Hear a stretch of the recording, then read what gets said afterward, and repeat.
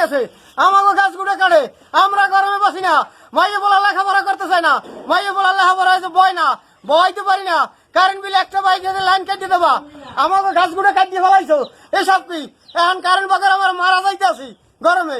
আমরা তো current bill বকেয়া রাখি না।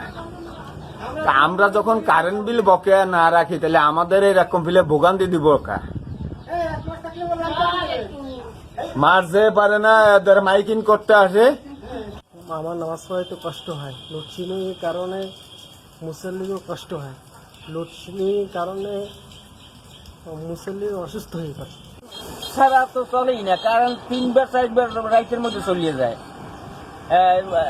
বাচ্চা কাচ্চা ছটফট করে। এরপর আমার গাড়ি করে আছে, আর দিন একটু হ্যাঁ নাহলে পরের কথা, আগে গান তো বাঁচবে, গানই বাঁচে না, তার গাড়ির জন্য। বিদ্যুৎ না থাকায় আমরা চরম ভোগান্তিতে আছি।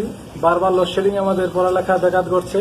কর্তৃপক্ষ এই সমস্যা দ্রুত সমাধান করুক। বাচ্চারা গরমে শারীরিকভাবে অসুস্থ হয়ে পড়ছে, এমনকি আমারও গরমে বিদ্যুৎ না থাকার কারণে শরীরে ফোড়া উঠছে, এবং বিদ্যুৎ না থাকার কারণে রাত্রে নিরাপত্তাহীনতায় ভুগছি, এমনকি বাচ্চারাও লেখাপড়া করতে পারছে না। তাই এর দ্রুত এই সমস্যা সমাধান করা হয়।